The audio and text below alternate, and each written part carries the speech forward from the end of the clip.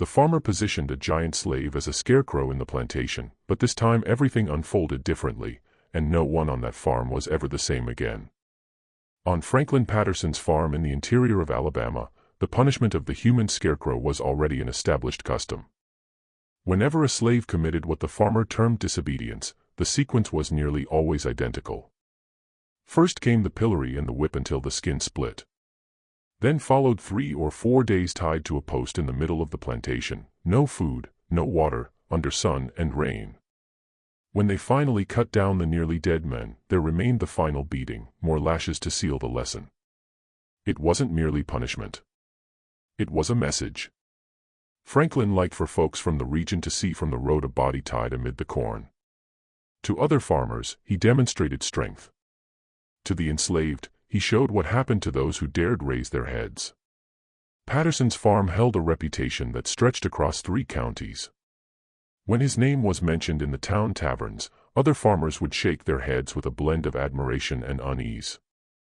Franklin was known as a firm-handed man, a polite way to describe someone who had turned cruelty into method.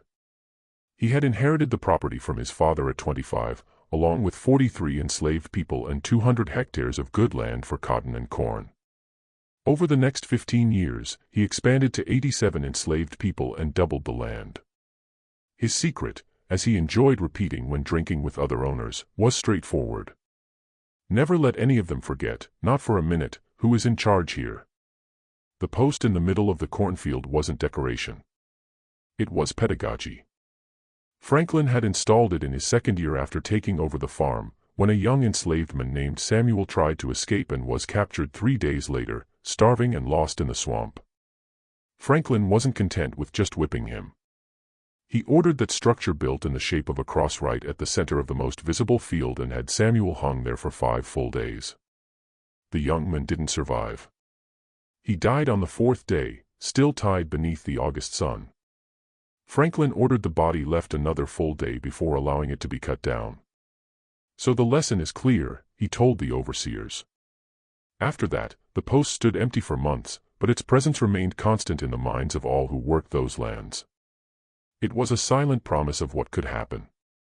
In the following years, the post was used at least once a year, sometimes twice, never for reasons that white law would recognize as serious.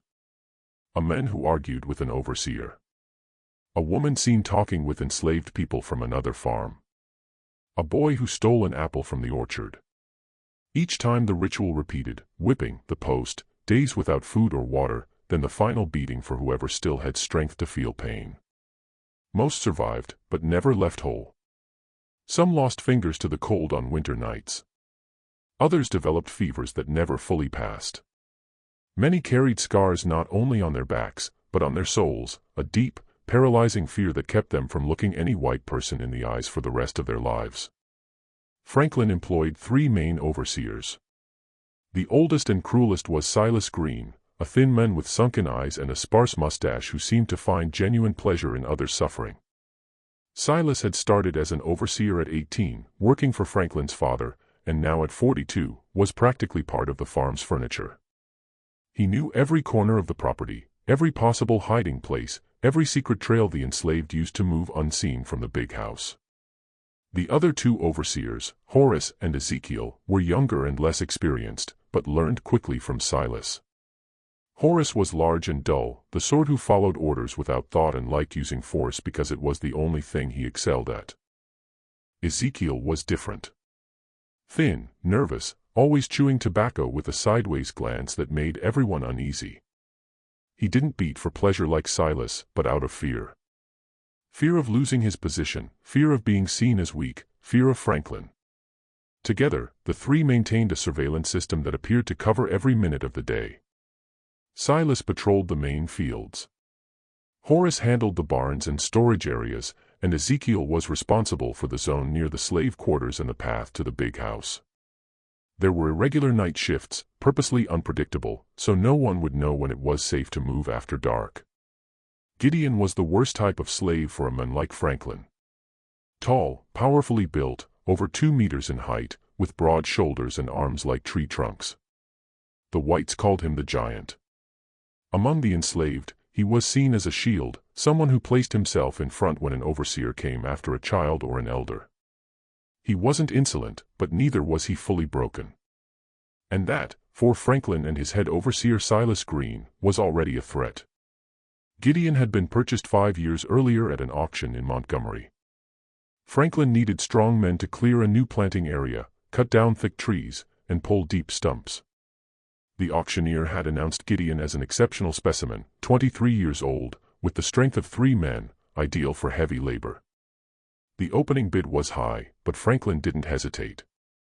He saw in that body the chance to expand production without needing to buy 2 or 3 ordinary enslaved people. In the first months, Gideon worked in silence. He cut more wood than anyone, carried logs that required 2 men to lift, dug deep ditches with impressive speed. Silas, who normally found reasons to punish newcomers, found no fault.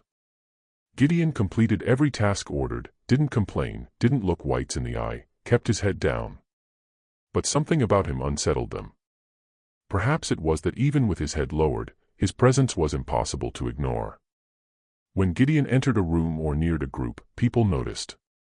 His size created its own kind of gravity, and worse, the other enslaved people began to gather near him. Not overtly, but naturally. Gideon became a reference point. The first time Silas noticed was during a fight between 2 men over a tool. The argument was heating up, and Silas was already walking whip in hand, ready to distribute lashes and end it as always. But before he arrived, Gideon stepped between the 2 men, said something low that Silas couldn't hear, and the fight simply stopped. The 2 separated, took their tools, and returned to work. Silas stood there holding the whip uselessly. There had been no direct disobedience. No one had challenged him. But he felt something wrong had occurred. Someone had resolved a problem before him, and that couldn't become custom. After that, Silas began watching Gideon more closely. He noticed children approached him without fear, that older women asked him to carry heavy things and he always helped, that men spoke to him in low voices during brief rest periods. None of this was forbidden, yet all of it built something Silas recognized as dangerous. Respect. Gideon was becoming a leader without even trying. That's when Silas started looking for reasons. Small things at first. Had Gideon taken extra seconds to obey an order? Had he looked the wrong way? Was he working slowly on purpose? Silas reported these observations to Franklin during evening conversations on the big house porch, always accompanied by whiskey. "That giant is getting too comfortable," Silas would say, spitting tobacco to the side. The others look at him like he's something special. Franklin initially paid little mind. Gideon produced well, caused no direct trouble, and the farm was having a profitable year. But Silas was insistent, and his insistence began sowing seeds of concern in the farmer's head. "A man too big always thinks he can be too big," Silas remarked in one such conversation. "You know how it is. When they start thinking they're strong, it gets hard to put them in line later." Franklin nodded thoughtfully. He knew stories from other farms where strong enslaved people had become serious problems, rebellions, organized escapes, even overseers killed. It all started like this. A man the others respected too much. The official reason for the punishment was corn disappearing from the barn. At night, some mothers went there to take handfuls of grain to make a little more food for their children. It wasn't luxury. It was desperation. The rations Franklin distributed were calculated to keep people alive and working, but not much more. A mother whose child was sick or a man who carried logs all day sometimes needed something extra to avoid fainting from hunger. It was a silent survival system that had existed for years. Everyone knew, including the overseers, but no one spoke openly because the quantities were too small to cause real loss. Franklin lost more corn to rats and damp than to these nocturnal visits. But Silas noted a discrepancy in the measurements and whispered in the boss's ear, "Someone here thinks they can take food from you without paying." Franklin ordered the stocks checked. The difference was minimal, perhaps 2 or 3 bags over several months, but the principle was broken. Someone was stealing, and theft couldn't go unanswered. Who was it? Franklin asked, his voice low and dangerous. "I don't know for sure," Silas replied, scratching his chin. But I bet the giant knows. He knows everything that happens down in the quarters. It was a lie. Silas had no evidence linking Gideon to the missing corn. But it didn't matter. He had found the pretext he wanted. Franklin didn't know who was taking it, and deep down didn't much care. He wanted an example. And if he was going to choose someone to humiliate before everyone, let it be the strongest. Get the giant, he decided. If he breaks, the rest break with him. The next morning, Silas arrived at the area where Gideon was working with 4 other men, cutting old logs near the property's edge. The overseer came accompanied by Horace and Ezekiel, all 3 armed with whips and one with a pistol on his belt. "You," said Silas, pointing at Gideon. "Drop that and come here." Gideon placed the axe on the ground slowly, wiped his hands on his worn pants, and walked toward them. He didn't ask why. He knew asking would only worsen things. "Seems someone's been taking food from the boss," said Silas, his voice dragging and false. "And I think you know who it is." "I don't know anything, sir," Gideon replied, keeping his voice neutral. "Of course you know," Silas insisted, taking a step forward. "Everyone down in the quarters tells you things. You're like their king, aren't you?" Gideon didn't respond. He knew anything he said would be used against him. "Well, since you don't want to help," Silas continued, smiling from the corner of his mouth, "the boss decided you're going to serve as a lesson anyway. Maybe after a few days on the post, your memory will improve." The other enslaved people stopped working, pretending not to look, but attending to every word. Everyone knew what a few days on the post meant. "Take him." Silas ordered the other 2 overseers. Horace and Ezekiel approached, whips ready for any resistance. Gideon didn't resist. He knew that if he did, with weapons pointed and witnesses nearby, he would be killed on the spot. He walked between them, head held high, broad shoulders tense but controlled. As they crossed the farm toward the punishment pillory, the other enslaved people paused in their tasks. No one dared look directly, but everyone felt it. It was as if a shadow had passed over the entire property. If Gideon, the strongest, was being taken, then no one was safe. Before placing Gideon on the post came the ritual's first part, the whipping. They took him near the pillory, a thick wooden structure beside the main barn. The pillory had 2 holes in the upper part where they fastened the victim's wrists, forcing the body to bend forward, fully exposing the back. Silas, with old pleasure in his hands, raised Franklin's favorite whip and began to strike the back, shoulders, backs of the legs. The leather cut the skin with a dry sound, and blood flowed hot, mixing with the dust.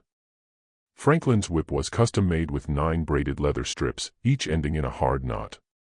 When wielded well, it didn't just cut the skin but tore pieces away, leaving deep wounds that took weeks to heal. Silas started slowly, almost ceremoniously. There was no rush or anger. It was method. Each blow was calculated for maximum pain without immediate death. He knew exactly where to strike to open the skin, where to avoid vital organs, how to vary the angle so the strips wouldn't always fall in the same place. Gideon clenched his teeth. He wouldn't give them the satisfaction of hearing screams. The muscles in his back contracted involuntarily with each impact, the body trying to protect itself from pain it couldn't avoid. After 10 blows, the skin was already open in several places. After 20, the back was a mass of torn flesh and blood. Silas stopped to breathe, wiped sweat from his brow, spat on the ground. He looked at Franklin, who watched from a few meters away, seated in a chair an enslaved person had brought from the big house. "How many more, boss?" asked Silas. Franklin didn't answer immediately. He kept looking at Gideon, analyzing. The giant was still standing, still hadn't screamed, still retained some dignity. This bothered Franklin. He wanted to see that man broken, humiliated, reduced to nothing. 10 more, he finally ordered. Silas smiled and resumed, this time with more force, as if angry at Gideon for still being upright. The blows came faster, more violent. Blood began to run down Gideon's legs, forming small puddles in the dry earth. On the 28th blow, Gideon finally let out a muffled groan. It wasn't quite a scream, but it was a sound of pain. Silas smiled wider, satisfied. On the 30th blow, Gideon's legs trembled, nearly giving way. When they finally stopped, Gideon could barely stay on his feet. His legs shook, his breath came short, his vision blurred. The world seemed to spin, and only the pillory wood holding his wrists kept him from falling. It wasn't just hatred. It was calculation. Franklin knew a man already beaten, bleeding, feverish, and trembling would have less chance of escaping once tied. The idea was precisely that, weakened before hanging. Release him, Franklin ordered, rising from the chair. Horace untied Gideon's wrists from the pillory. Without support, he immediately fell to his knees, hands seeking the ground. Each breath burned. Each movement was pure agony. "Get up," Silas ordered, kicking Gideon's side without much force, just enough to humiliate. Gideon tried to rise, but his legs wouldn't obey properly. Horace and Ezekiel had to hold him by the arms, dragging him more than helping him walk. They took him across the farm, passing groups of enslaved people who pretended to work but glanced sideways, faces tense, some with silent tears. When finished, Gideon could barely stand. Still, they dragged him to the center of the cornfield and tied him to the post. A vertical log with a crossbeam forming across, wrists tied with thick ropes, arms spread, chest exposed, another rope around the waist, two more at the ankles. A human scarecrow, the way Franklin liked to display. The post stood in a small clearing amid the field, a place purposely chosen to be visible from the road about 200 meters away. It was the stage where Franklin displayed his power, where he turned people into examples. The ropes were thick, rough hemp, the kind used to tie heavy bundles. Silas was experienced at tying people to that post, knew exactly how much pressure to apply so the ropes wouldn't immediately cut circulation. After all, the idea was for the victim to survive a few days, but remain impossible to loosen. They started with the ankles, wrapping each leg separately against the post's base. Then the waist, a tight double loop to prevent the body from sliding down. Next, the wrists, forcing the arms open in the position of the cross, stretched against the horizontal beam. Finally, a last rope across the chest, ensuring that even if the others failed, the body wouldn't fall. 3 days, said the farmer, adjusting his hat, clean and distant from the pain. Maybe 4. Then I'll see if there's still hide left to beat. Franklin took a few steps back, admiring his work as if it were a painting. Gideon hanging there, bleeding, exposed to the sun, was exactly the image he wanted to project. Absolute power, total control, a clear message for anyone passing on the road. This is mine, and I do as I wish with what's mine. No one brings water, no one brings food, no one comes near, Franklin instructed the overseers. Whoever disobeys goes on the post beside him. The other enslaved people pretended to work between the corn rows, but everyone knew what was happening. They couldn't look too long, couldn't cry, couldn't show anything. Only one person stared at the post for more than a few seconds, a thin 12-year-old girl named Lena. Lena stood at the field's edge holding a basket of clothes she should have taken to the big house 15 minutes earlier. She looked at Gideon, then at Franklin, then back at Gideon. Her eyes were dark and deep, and for a moment seemed too old for a child's face. She saw when Gideon tried to adjust his body, seeking a position that hurt less, and discovered there was none.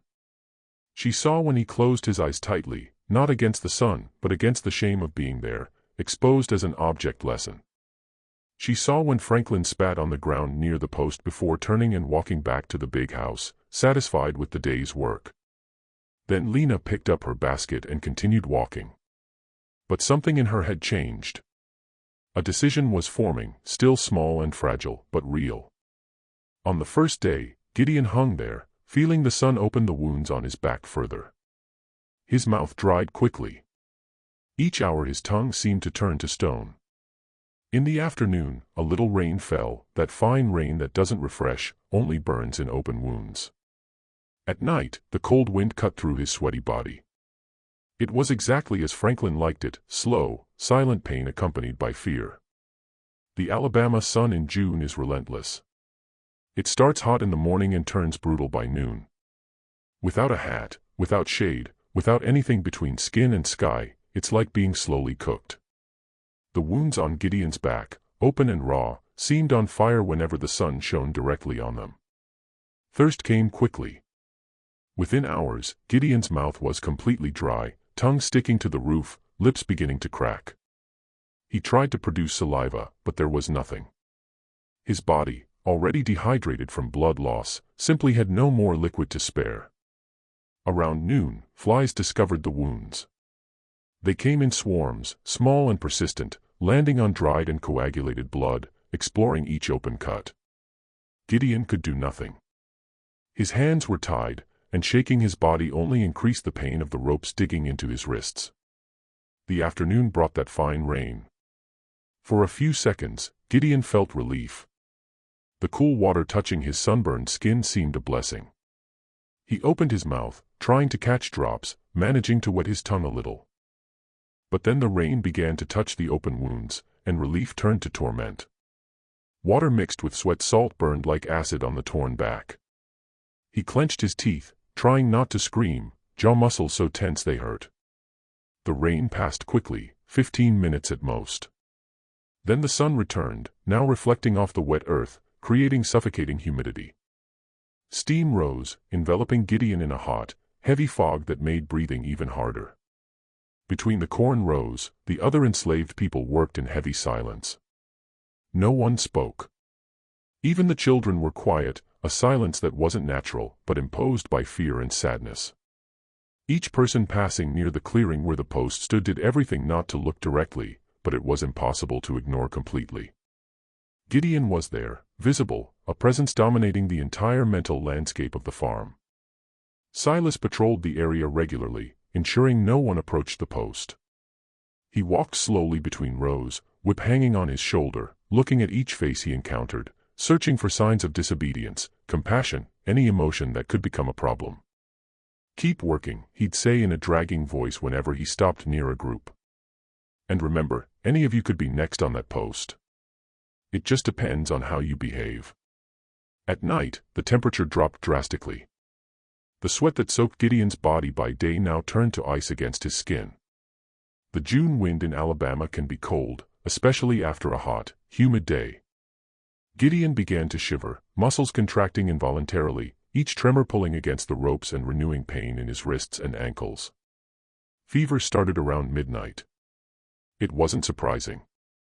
Between blood loss, dehydration, exposed and infected wounds, and exposure to the elements, fever was practically inevitable.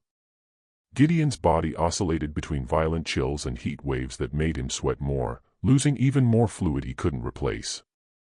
Sometime in the night, he began to hallucinate slightly.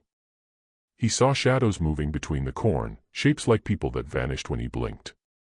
He heard voices, whispers from everywhere and nowhere.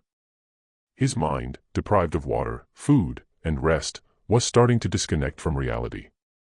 But even in the confusion of fever and pain, a part of Gideon remained alert. A part still resisted, still refused to surrender completely to suffering.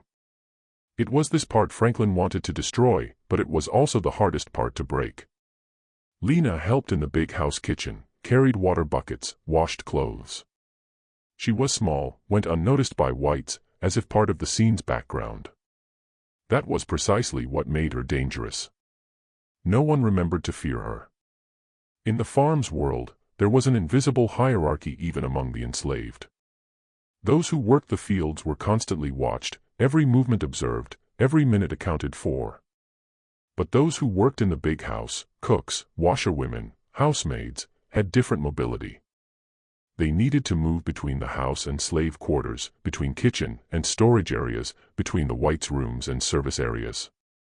And in this constant circulation, they were sometimes forgotten. Lena was especially forgettable. Small for her age, thin, silent, she had learned early the art of invisibility. When Mrs. Patterson shouted orders in the kitchen, Lena was already complying before the sentence ended. When Mr. Franklin passed in the hallway, she had already pressed herself against the wall, eyes down, small body occupying minimal space. The white saw her without truly seeing her, a useful shadow that did what needed doing and then disappeared. But this invisibility was power. Lena heard conversations she shouldn't. She saw things she shouldn't. She knew where keys were, when overseers changed shifts, which pantry window didn't close properly, which floorboard creaked and which was silent. She was only 12, but had already learned lessons many adults took a lifetime to understand. Lessons about observation, patience, waiting for the right moment. Lessons about how to steal small things, an extra bread piece, a handful of salt, a candle without anyone noticing. Lessons about survival. Lena first saw Gideon 2 years earlier when he was still relatively new to the farm. She was returning from the stream with a heavy water bucket, struggling to carry it without spilling, when Overseer Ezekiel saw her and decided it would be fun to trip her. There was no reason, just casual cruelty. Ezekiel was bored, and knocking down a girl with a heavy bucket was entertainment enough for the afternoon. He stuck out his leg in her path, and Lena tripped, the bucket flying from her hands, water spreading on the ground, she falling to her knees. Ezekiel laughed. He was about to make her fetch more water just to knock her down again when a shadow covered them both. Gideon had appeared, coming from somewhere nearby, perhaps hearing the laughter and coming to investigate. He said nothing. He just stood there looking at Ezekiel. His size was statement enough. Ezekiel stopped laughing. He stood a few seconds trying to decide whether to assert his authority, send Gideon away, get the whip. But he was alone. No other overseers were nearby, and Gideon was very big. So he spat on the ground, grumbled something about getting back to work, and left. Gideon helped Lena up, took the bucket, and went with her to the stream for more water. They didn't talk. It was dangerous to talk much, but when he handed the full bucket back, his eyes said what words couldn't. You're not alone. Since then, Lena watched Gideon. She noticed how he helped the weaker ones. How he placed himself between children and overseers. How his eyes, even when lowered, never seemed fully defeated. And when she saw him dragged to the post, tied and left there, something inside her, small but fierce, decided she wouldn't let him die. On the second night, as farm activity decreased, Lena made a decision no child should have to make. She waited for the kitchen to empty, stole a piece of hard bread, took some water from an outside bucket, and left slowly, heart pounding in her throat. The farm's nighttime surveillance had patterns, and Lena knew every one. Silas usually made irregular rounds, but always started with the barn and stable area, checking if everything was locked. Horace stayed near the big house early in the night because Franklin might still be awake and could call him for some task. Ezekiel circled the slave quarters and surroundings, but had a predictable route and a tendency to stop and smoke hidden behind the tool shed. Lena waited until she heard Silas walking the opposite direction, until she saw Horace's silhouette near the front porch. Ezekiel was in his smoking time. She could smell faint tobacco scent from the shed's direction. She left through the kitchen's back door, a cloth wrapped around her waist hiding the bread and a small tin cup of water. She walked close to the big house wall to the corner, then crouched and waited, breathing slowly, trying to calm the heart hammering in her ribs. The path to the cornfield was about 50 meters of open ground, then another 100 between rows to reach the clearing with the post. A short distance, but in the dark with overseers patrolling, it seemed an impossible journey. Lena began to move. She didn't run. Quick movement attracts attention in the dark. She walked fast but controlled, body low, feet making minimal noise. Reaching the field's edge, she took a deep breath and dove between the corn rows. There, darkness was different, denser. The tall plants blocked little moonlight, creating a corridor of shadows. The ground was uneven, roots and clumps of earth seeming to want to trip her. Corn leaves brushed her dress and arms, making dry sounds that seemed to echo too loud. She walked crouched between rows, the simple dress brushing leaves, feet almost silent on dry earth. Every sound seemed too loud, every shadow an overseer. Nearing the post, she almost retreated. Gideon seemed less human, more a body abandoned to its fate. Head hanging, eyes nearly closed, lips cracked, chest rising and falling slowly. Gideon, she whispered. It's Lena. He took a while to react. The voice seemed to come from far away, from a dream perhaps. Gideon tried to focus his eyes, saw the small silhouette before him, took seconds to process it was real, not another hallucination. When he managed to move his head, he only murmured, "Go away." It wasn't rejection. It was protection. If they caught her there, Lena would be whipped, maybe killed. Gideon didn't want anyone else suffering because of him. She ignored him. She pressed bread to his lips. Gideon tried to chew slowly, each bite hurting in jaws locked by dehydration. The hard bread scratched his dry throat, but it was food. It was something beyond pain. Then Lena carefully raised the water cup to his mouth, supporting his head with her small hand. "Just a little," she whispered. "Too much and you'll choke." Gideon drank. The water went down, burning his hurt throat, but it was life. He took a few small sips, each making his whole body wake a little more, remembering he was still alive. "Why?" he managed to whisper. Lena didn't answer immediately. She stood there holding his head with one hand, the cup in the other, her 12 years seeming much older in her dark eyes. "Because you didn't let that man hurt me," she finally said, so low Gideon barely heard. "And because if you die, everyone here dies a little with you."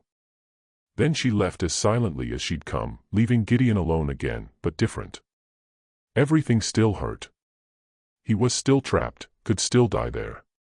But now something new mixed with the pain, the memory that he was still human, still mattered to someone, was still worth saving. She repeated the ritual the second night. And the third, always with kitchen leftovers, bread, a bit of food, a little water. Each time Gideon seemed to come back a little more into his body. The pain continued, but his eyes, once extinguished, began to hold some focus again.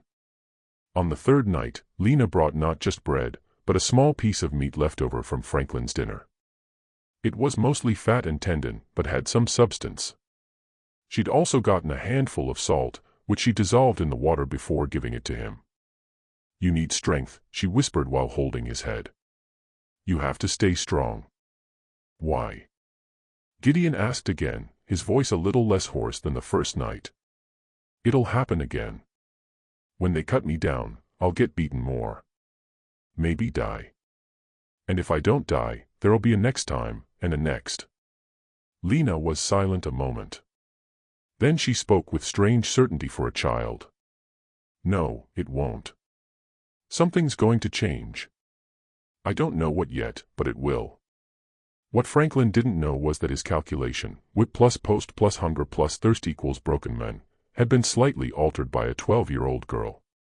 And this small alteration, these few bread pieces and water sips, would make all the difference in what was to come. On the fourth day, Franklin decided that at night he'd cut Gideon down to close the lesson with another whipping. "Today we finish this business," he told Silas while sipping whiskey. "I want that giant to never straighten his back again." Franklin was satisfied. The last 3 days had been a success from his view. Gideon was clearly weaker. The whole farm was quieter, more submissive, and even some travelers passing on the road had commented on Patterson's firm control. Silas was also satisfied. He loved these final beatings, the moment to seal the lesson. It was when he could beat someone completely defenseless with no risk, certain the man couldn't even raise arms to protect himself. "How many lashes this time, boss?" he asked eagerly. 50, Franklin replied, pouring more whiskey. Very slowly, to last. Neither he nor the overseer suspected anything.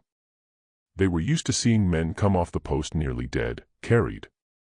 They thought Gideon would be just another. But there was a problem in their calculation. Franklin had planned to leave a man without food or water for 3 days, expecting complete destruction. He hadn't counted on someone daring to disobey and secretly bring food. The 3 nights of Lena's bread and water had created a variable Franklin didn't know and couldn't predict. Gideon was still badly hurt. His back was a mass of infected wounds. Wrists and ankles bled where ropes cut. Fever still made him shiver, but he wasn't completely destroyed. There was still strength, hidden in muscles not fully withered, fed by stolen bread and water. But that night, the weather turned. Heavy clouds covered the moon. The wind began blowing strong. The rain thickened. It was the sort of night no white man wanted to patrol the field. The storm came quickly, as often happens in Alabama summer. One moment the sky was clear, the next thunder rolled on the horizon, and in 15 minutes rain was falling heavy, the kind that soaks everything in seconds. Franklin looked out the big house window, saw the storm forming, and decided. Better leave it for tomorrow morning, he told Silas. I don't want to get soaked just to beat a man who isn't going anywhere. Silas agreed, already thinking of his whiskey and dry bed. The three overseers retired. Horace to the cabin he shared with Ezekiel, Silas to his room in the big house's back. None worried about checking Gideon. Why would they? He'd been tied for 3 days without food or water. Wounded and feverish. He wasn't going anywhere. But Gideon was soaked. Pain pulsed through his body, and inside him was something Franklin hadn't managed to break, the will to fight back.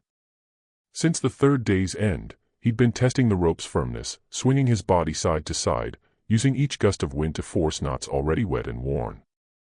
Hemp, when dry, is incredibly strong. But when wet, especially after days of pulling and constant forcing, begins to weaken. Fibers separate, knots loosen, rope loses some resistance. Gideon noticed this the 2nd day when fine rain wet the ropes, and he felt slightly greater flexibility. Not much, but enough to plant an idea. Since then, whenever no one was around, he tested, pulled, forced. The rope on his right wrist was weakest. The more he moved, the more he cut his own skin, but also the more he wore down fibers. Each pull was a mix of desperation and calculation. The storm was perfect. Rain and thunder noise muffled any sound he made. Torrential water left ropes completely soaked, and no one watched. Who'd be crazy enough to stand guard in such a storm? Gideon began working on the right wrist rope with all strength he still had. He pulled, twisted, swung his body to create pressure. His wrist skin tore further. New blood mixed with old and rainwater, but he ignored pain. It was pain with purpose. Pain that led somewhere. He spent perhaps half an hour trying, each minute an eternity. Fingers numb for days could barely move. Arm muscles trembled with effort and exhaustion. But he didn't stop until, in a combination of strong wind and almost superhuman strength, the rope broke. Pain in his shoulder was so intense he nearly passed out. The arm, stuck one position for 3 days, suddenly free caused muscle spasms cutting like knives.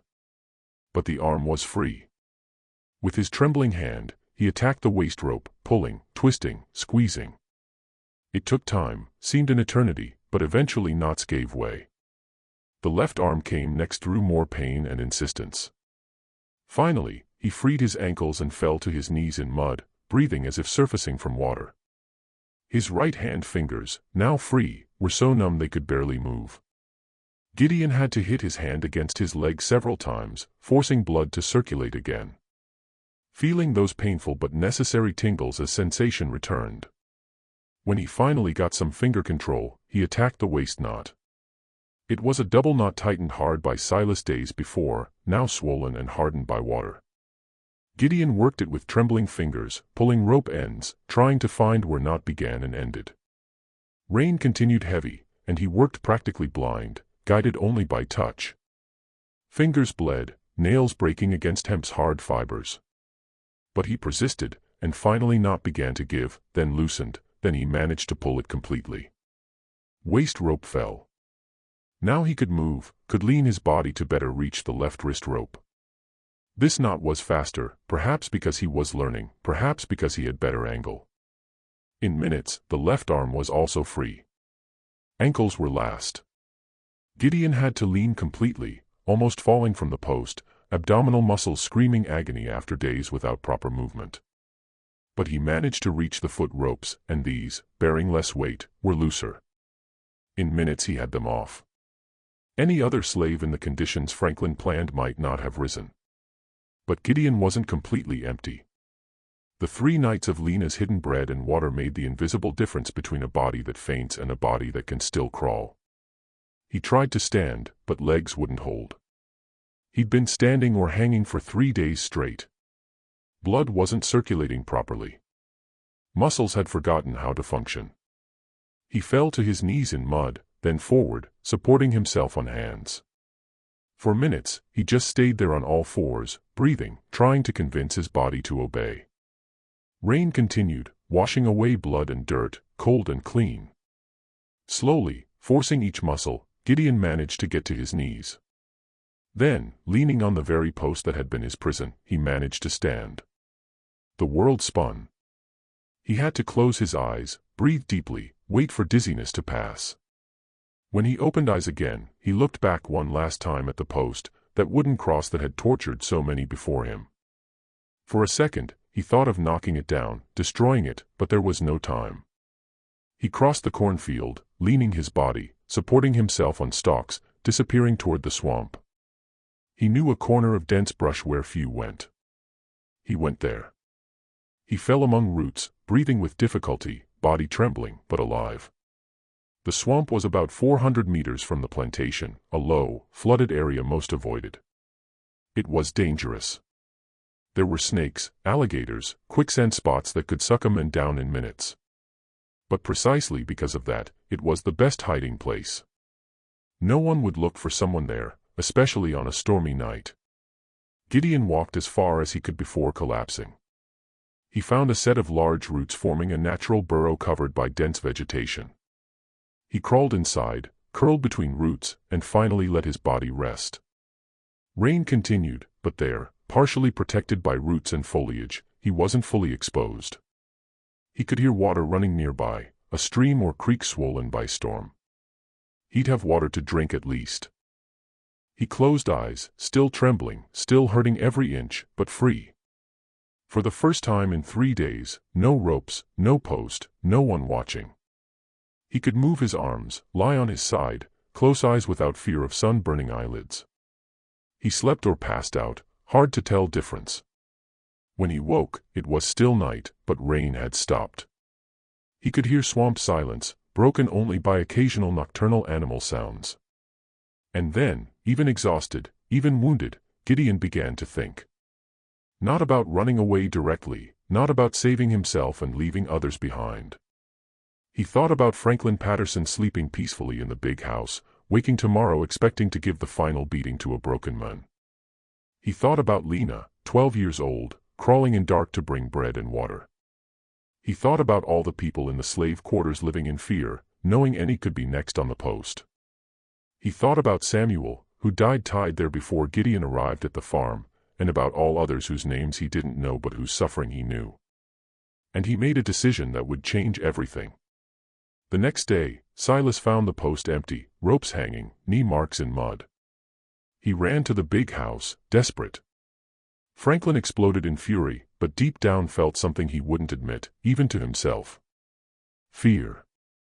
"How is this possible?" he shouted, throwing his whiskey glass against the wall.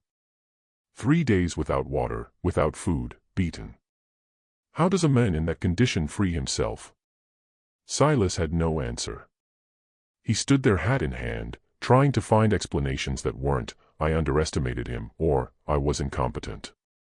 "He can't have gone far," Silas finally said. "A man in that state, injured like that, must have crawled into brush and died there. I'll gather the men and look for the body." "The body?" Franklin growled. "You're not looking for any body. You'll find the giant and bring him back here alive. I'll make him wish he'd died on that post." But searching the swamp, especially after a storm, was nearly impossible. Silas, Horace, and Ezekiel spent the next day sweeping the area, but terrain was flooded, marks erased by rain, brush too dense to see beyond a few meters. After hours wet and frustrated, they returned empty-handed. Franklin spent the whole day nervous, drinking more than usual, walking the big house with heavy steps. At night, he ordered the 3 overseers to make extra rounds, leave lamps lit near slave quarters and barns, stay alert. That night, however, fear changed sides. Gideon didn't think about running away directly. Hidden in brush, he waited for fever to drop. He gathered within himself the faces of all who'd endured the same punishment, the screams he'd heard, the children who'd seen their father hung on the post. He didn't just want to save his own life. He wanted to break the men who believed himself untouchable. During the day, while overseers searched in vain, Gideon remained hidden, barely moving. He drank stream water, ate some roots he knew edible, and mainly rested. His body screamed for rest, and he forced himself to obey, even when every fiber wanted to do something, anything. Fever still came and went, but was lighter. Back wounds still burned, but had stopped bleeding. Clean stream water had helped clear some dirt and infection. He wasn't well, not close, but better than Franklin expected. And while he rested, Gideon planned. Lena found him again near the swamp, bringing a little more food. "I thought you'd left," she whispered. She'd heard Silas report to Franklin about the empty post, seen the farmer's fury. Part of her had hoped Gideon really had run away, was miles away already. But another part, the part that knew him better, knew he was still around. Finding him wasn't difficult. She knew the farm, knew hidden places, and Gideon, though hidden from whites, didn't hide when he saw Lena approaching. "Not yet," Gideon replied. "As long as he's there, no one's safe. If I leave now, he'll buy more overseers and hunt you all down the rest of your lives." Lena understood immediately. It wasn't just about Gideon. It never had been. It was about all of them. "What will you do?" she asked. "I don't know yet. But it has to end today. Tomorrow he'll reinforce the guard. Bring outside people. It'll become impossible." She told what she knew, where overseers slept, where weapons were, each one's patrol times. Franklin's habit of drinking late and sleeping heavily in the big house living room. Each piece of information was a piece in a plan forming in Gideon's head. "Silas sleeps in the big house's back, a small room near the kitchen," Lena explained. "But before sleeping, he always takes a last walk, checks the barns. He almost always stops at the same place near the back fence too, you know." Gideon knew the place. A secluded corner without lighting, protected by a fence curve. A place where a man could relieve himself unseen. A place where a man became vulnerable. "Horace and Ezekiel sleep together in a cabin near the stables," Lena continued. "But Horace almost always goes to the barn at night to steal some whiskey. He hides it there. Ezekiel stays in the cabin, usually half drunk too. And the farmer, he stays in the living room drinking until late. When he finally sleeps, it's heavy. I've seen his wife try to wake him mornings, take several minutes." Gideon absorbed every detail, every piece. 3 overseers, 1 farmer, and him, a wounded, feverish man, but determined. The odds weren't good, but better than leaving things as they were. The next night, he returned. He entered the farm from the back, using darkness, post-storm humidity, and his knowledge of the terrain. He knew where Overseer Silas liked to stop to urinate, always the same fence corner. There, behind the fence, Gideon waited, holding a heavy piece of wood torn from an old fence. It was thick, the size and weight of a club, one of the stakes that supported the pasture fence, broken in some past storm. Gideon had found it returning from the swamp, recognized its potential, and brought it. The night was dark, clouds covering stars. Only distant lamp light created more shadow than illumination. Gideon crouched behind the fence, breathing slowly, controlling pain still pulsing in his body, waiting. He heard footsteps before seeing the silhouette. Silas walked with that characteristic step, half dragging, making noise on purpose because he was used to everyone hearing and moving away. He was alone, as always this hour, relaxed because he thought himself in his territory, safe. When Silas reached the fence corner, he turned his back, began unbuttoning his pants. It was exactly when he was most vulnerable and distracted that Gideon rose and attacked. One precise blow to the back of the head. The sound was dry, dull, horrible. Silas fell without time to scream, body collapsing forward, face hitting the fence before falling groundward. Gideon held the wood piece, breathing heavily, looking at the fallen body. For a moment, he didn't move, just stood processing what he'd just done. He'd killed a man. There was no going back after that. But then he thought of all Silas had tortured, how many he'd tied to the post, how many children he'd terrified, how many women he'd abused. And he felt no remorse. He felt justice. Gideon dragged the body into brush, covered it with leaves. It didn't need to be seen. Disappearance was enough. He took the whip Silas carried on his belt, the same that had torn his back, and put it on his own belt.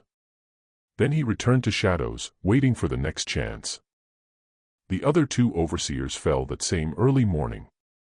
One was lured by strange noise near the corral. The other was called in a low voice, thinking it was Silas. Horace had gone to the barn, as Lena predicted, to get his hidden whiskey. He was leaving, bottle in hand, when he heard a strange sound from the corral, as if an animal was in danger or perhaps being stolen. He quickly stored the bottle, grabbed a lantern, and went to investigate. He was still drunk enough not to be careful, sober enough to move. Entering the corral, lantern illuminating only a few meters ahead, Gideon waited behind the door. He didn't use wood this time. Horace, despite his size, was drunk and unprepared. Gideon was too big, too strong. Gideon simply grabbed him from behind, one giant hand covering Horace's mouth, the other twisting his neck with brutal force. Horace tried to fight, hands clawing backward, trying to scratch, punch, anything, but Gideon was much stronger, and the angle was impossible. In less than a minute, Horace's body went limp. Gideon dropped him to the ground, dragged him to an empty stall, covered him with hay. Ezekiel was the last overseer. He'd stayed in the cabin, as Lena said, already half asleep after drinking. But when Horace didn't return after half an hour, he began to worry. He got up, still dizzy, left the cabin calling, "Horace, where'd you go?" A voice answered from Shadows, roughly imitating Silas's voice. "Over here in the back. Come see something." Ezekiel, not fully awake, still half drunk, believed it. He walked toward the voice, leaving the lantern's circle of light from the cabin. Reaching darkness, a figure moved quickly. Ezekiel had time only to start screaming before a hoe blow, the same hoe he'd used to make enslaved people work entire days, hit his neck. Gideon didn't want to prolong it. He wasn't doing this for pleasure, but necessity. A second blow ensured Ezekiel would never rise again. 3 men dead, 3 instruments of torture removed. Quick, silent, without speeches, without glory. Just what was necessary. Gideon, even wounded, was still stronger and more prepared for darkness than they were. Franklin Patterson remained. Gideon returned to the slave quarters and whispered to some enslaved people he most trusted, Caleb, a few strong men who'd worked beside him felling trees, Ruth, an older woman with calloused hands and eyes that had seen too much, and 2 mothers who for months had spoken of escaping. Lena had already spread among a few that he was alive. Caleb almost fell backward seeing Gideon appear at the quarters door. He was sure his friend was dead, maybe still hanging on the post, maybe buried somewhere in the swamp. You're alive," he whispered incredulously. "Barely," Gideon replied. "But I'll be truly dead if we don't do something today." He explained quickly. The overseers were dead. Franklin was alone in the big house, unprotected, vulnerable. It was now or never. If they waited until dawn, townspeople would come. Reinforcements would appear. The chance would be lost forever. "It's today or never," Gideon said. "If he stays alive here, commanding, tonight will become just another sad story. If he falls, everyone leaves." Ruth was first to agree. "I'm 70 years old," the woman said, voice low but firm. "I've seen 4 of my children sold. I saw my husband die from overwork. I've seen too many people hung on that damned post. I won't die without seeing that man pay." The 2 mothers agreed. They had small children, wanted them to grow free, or at least far from that horror farm. Caleb and the other men also nodded. Everyone was afraid, impossible not to be. But the fear of continuing to live that way was greater than the fear of trying to change. They surrounded the big house. Lena indicated the back door, almost always just pushed closed when Franklin drank too much. That's where Gideon entered with Caleb behind him. The house was silent. They could hear the living room pendulum clock marking seconds with metallic clicks, Somewhere farther, heavy breathing, probably Franklin's wife sleeping upstairs. They moved slowly through the kitchen hallway, past the pantry, approaching the living room. Light came from there, a lamp still lit, and there was Franklin, exactly where Lena said he'd be. Franklin was in the living room, half asleep in a chair, bottle half full, lamp lit on the table. The floor creaked. He raised his head, irritated. "I already told you, Silas, to stop." The sentence died halfway. In the lamp's faint light, he recognized the silhouette. Gideon, the giant he'd seen nearly dead on the post, now standing inside his house, facing him. For a moment, Franklin couldn't process it. His brain, dulled by alcohol and years of arrogance, couldn't understand how this was possible. How a man he'd personally tortured and left to die was there alive in his living room. "This isn't possible," he stammered, trying to rise. His drunk reflexes were slow, coordination compromised. He tried to reach the pistol he always left in a nearby drawer, but Caleb was faster. He came from behind and pushed Franklin back into the chair, one large hand covering his mouth with a cloth. Franklin tried to scream, but sound was muffled. He tried to fight, but Gideon held his arms with a strength seeming impossible for someone so injured, strength born not of health but of purpose, of anger contained for years, of justice too long delayed. "Quiet," Gideon whispered, face inches from Franklin's. "If you scream, she upstairs wakes. And I really don't want to deal with her too." He was partially bluffing. He wouldn't hurt Franklin's wife unless absolutely necessary, but Franklin didn't need to know that.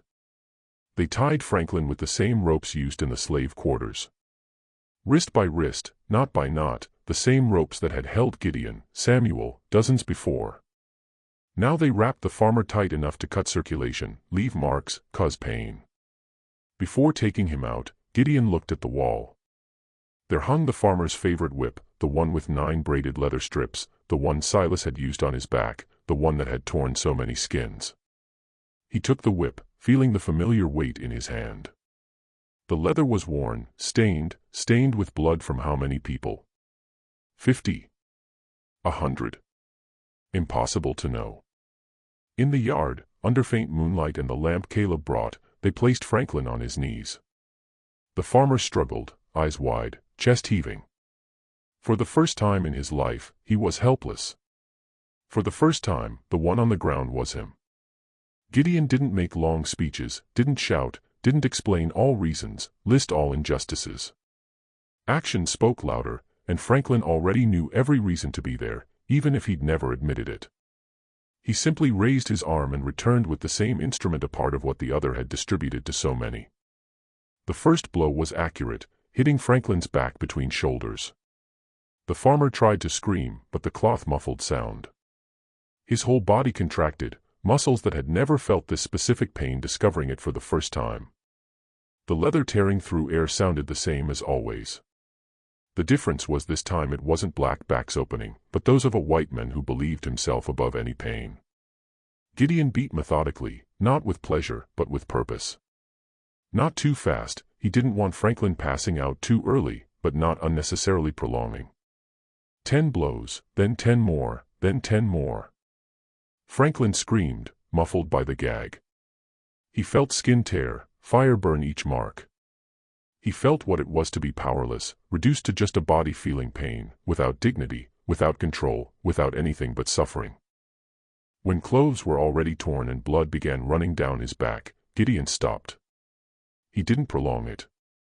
He didn't turn the scene into spectacle. He didn't want to make revenge a new ritual, just invert the past's weight. 30 blows, less than Franklin had given Gideon, less than he'd given many others, but enough. Enough for Franklin to understand viscerally what he'd done all those years. Then came the final stage, the post. They took Franklin to the cornfield center, the same place Gideon had been raised as a scarecrow days before. The post seemed to wait for him, that dark wooden cross stained by time and suffering. In silence, the enslaved people tied him exactly as he'd tied others. Arms spread, ropes tight on wrists, another on the waist, more loops on ankles, one on the chest to keep the body from slipping. Franklin groaned, breathing labored, trying to move without success. Each movement pulled open wounds on his back against the post's rough wood. Wind hit the whipping's open wounds, bringing that burning pain he'd inflicted so many times but never felt.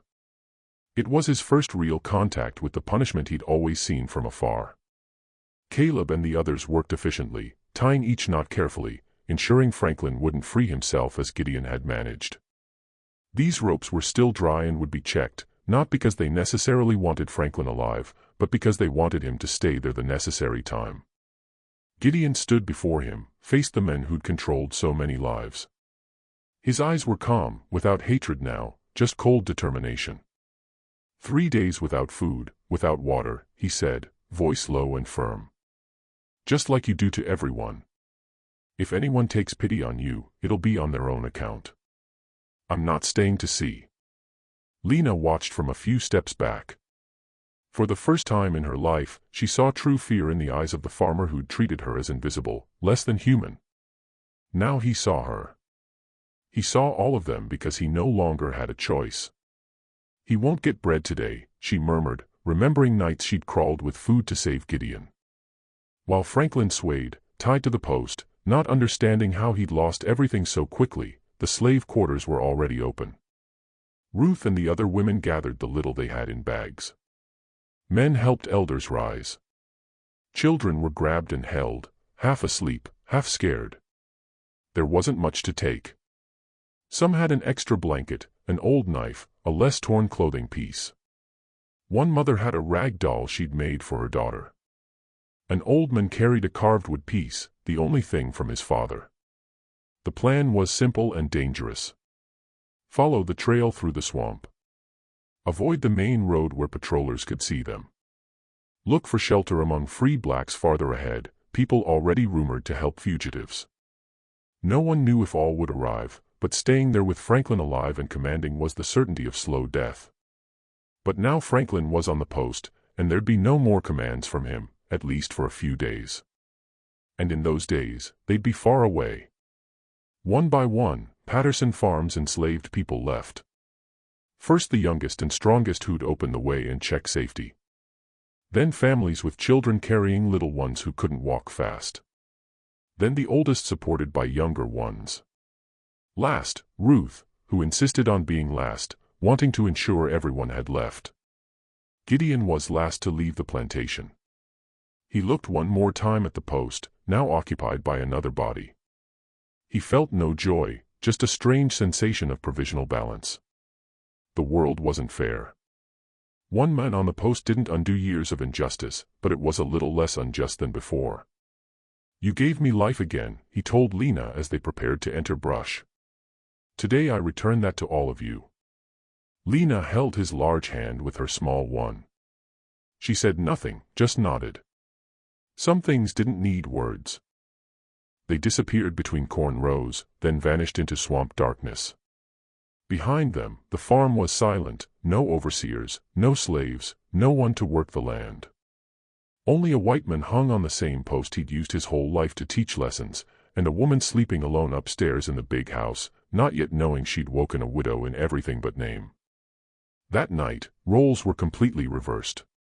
The farmer became a scarecrow, and the scarecrows became people walking, wounded but free, hurting but alive, scared but hopeful toward some form of freedom. Franklin's wife woke at dawn, finding the silence strange. Normally, there was early morning movement, enslaved people coming and going, overseers shouting orders, Franklin grumbling about something. But that day, nothing, just silence. She went downstairs, found the living room empty, whiskey bottle overturned, chair tipped over. Her heart raced. She called for Franklin, then Silas, then anyone. No answer. She went to the window, looked outside. Slave quarters doors were open, swinging in wind. No one in the fields. The yard was empty. And then she saw, distant but visible, the figure on the post. Wearing clothes she recognized, a body she knew. Her scream echoed through the empty farm, but no one heard except birds and wind. Days later, when they found Franklin still alive but broken, when they discovered the 3 overseers' bodies, when they realized all enslaved people had escaped, the story began to spread. Some farmers were furious, demanding larger patrols, more severe punishments. Others were scared, looking at their own posts, their own whips, wondering if they'd be next. And among enslaved people on other farms, the story spread differently. Whispered at night, told with small variations, but always keeping the core. A giant who didn't break. A girl who brought bread. A post that finally got who deserved it. And 87 people who walked toward freedom. The truth is, not all 87 reached safe places. Some were captured after weeks. Others died on the way from hunger, disease, or patroller bullets. But many succeeded. Many found refuge, rebuilt lives, had children born free. And for those who in future heard that farm story, the cornfield would never be just a work field.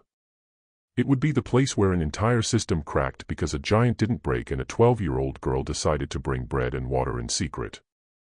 It would be remembered as the place where for one night justice spoke louder than law, where scarecrows became people and people became scarecrows, and nothing remained as it was before.